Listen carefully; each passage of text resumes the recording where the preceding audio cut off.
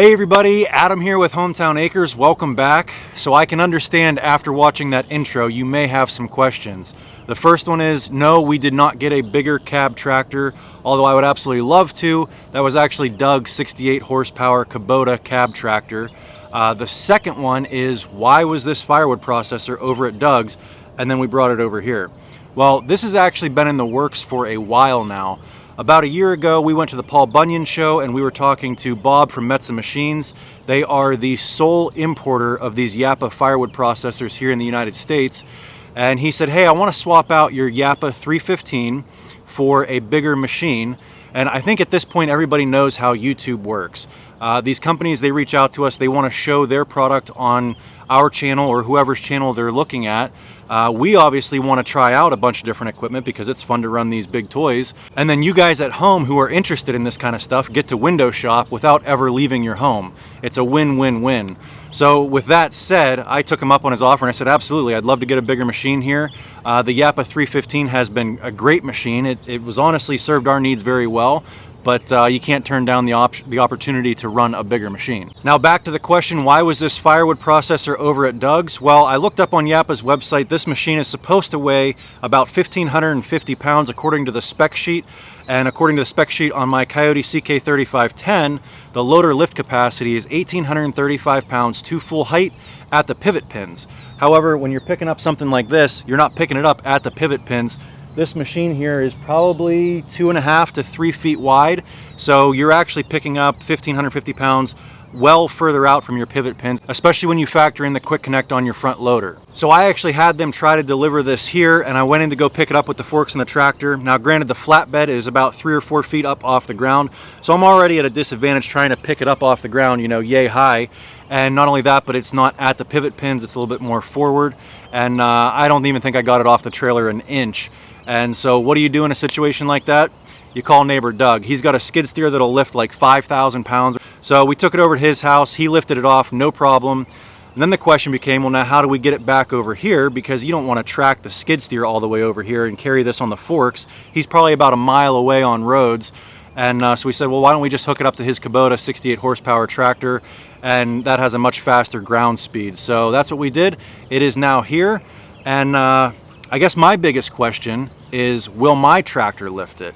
I'm not sure. Like I said, I know I can't lift it from about 4 feet up off the ground. I'm hoping that when I get my 3-point hitch arms on there, and I only need to get it maybe 6 inches up off the ground if I ever need to move it, I'm hoping it'll be able to do that. But anyway, let's take a quick walk around and show you some of the differences between this 365 basic and the 315 that we had previously. All right, so like I said before, this is the Yappa 365 Plus Basic. Now, before we start comparing the differences between this and the 315 that we had previously, let's talk about the similarities. So at its most basic level, this is still a PTO-powered firewood processor. It has the hydraulic log lift that the 315 had.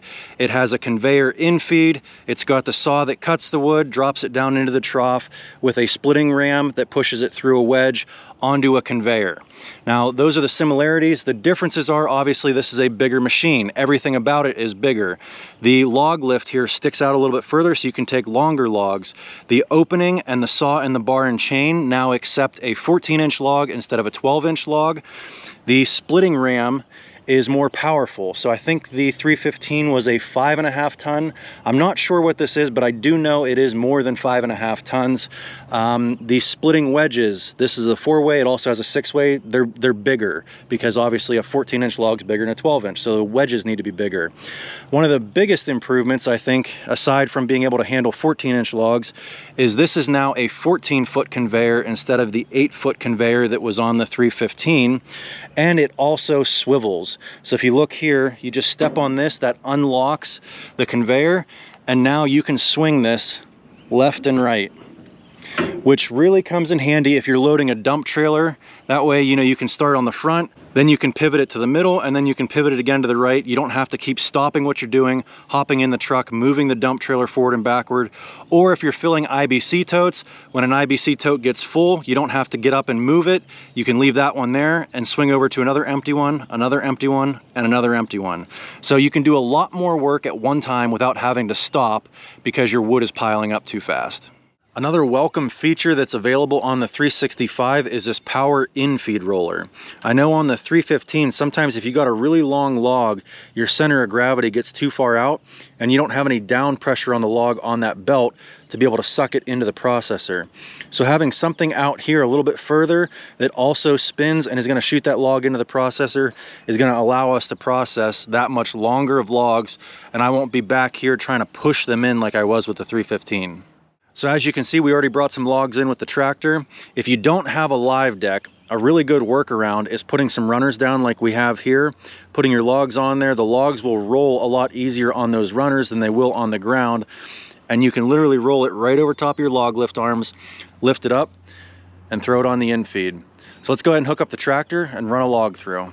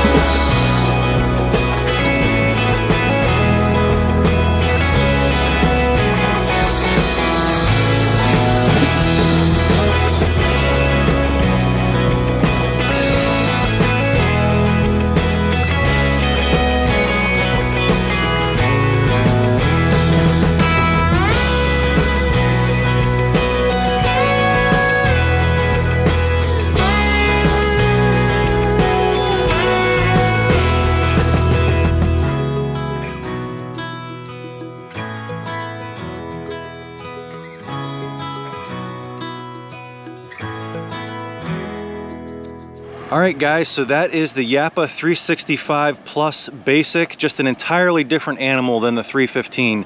Bigger and more powerful in every way. My first impressions of this machine is the splitting wedge is way more powerful than the 315. I ended up looking up the specs on it. The 315 was a 5.5 ton. This is a 7 ton splitting wedge, and it just, you can tell it has way more power. The other thing I know that I will need to adjust is my in-feed speed. It's running a little fast right now, and occasionally what'll happen is if it's running too fast, it'll jam that log up against this hard stop, and you'll actually have a little bit of pressure there, so when you cut down through, it won't just drop. So luckily though, for the time being, until I figure out how to adjust that speed, this is a variable speed. So if you push it all the way back, it's gonna go faster, and if you bring it in a little bit, you'll be able to feather that speed a little bit. So until I fix it, I just need to learn how to feather that, but I would like to slow this down so I can just push it all the way back and it's not gonna ram it into that positive stop there for your 16-inch firewood. Any of you trained firewood hounds out there may have noticed that we were running pine through this, and I'm sure people will balk at the fact that our first test for this machine was softwoods, but I've got a whole pile of hardwood logs sitting here behind me. You'll just have to come back for a future video to see us run hardwood poles through it.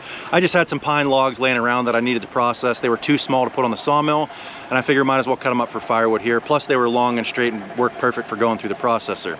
Another reason you need to come back for another video is I need to fold this all back up into transport mode and see if my CK3510 Coyote tractor here can lift this machine, because I think that's something that a lot of you are going to want to know, is if you've got a tractor about this size, which I'd imagine many of you do, is your tractor big enough to lift it? It's big enough to power it. This machine only requires 30 horsepower at the PTO.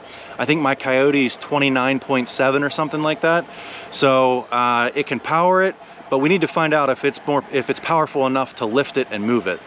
Anyway, if you guys enjoyed this one, give me a big thumbs up, click that subscribe button, and we'll catch you on the next one. Thanks for watching.